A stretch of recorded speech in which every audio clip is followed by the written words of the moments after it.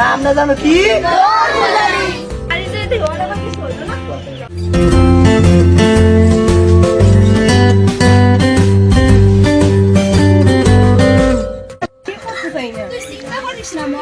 দরকার হলে নারী কল্যাণ সমিতির লোকে যোগাযোগ করবো, আর নাহলে হেড স্যারকে জানাবো। মোরাই নিয়ে আটকামো। দরকার হলে পুলিশে খবর দিব।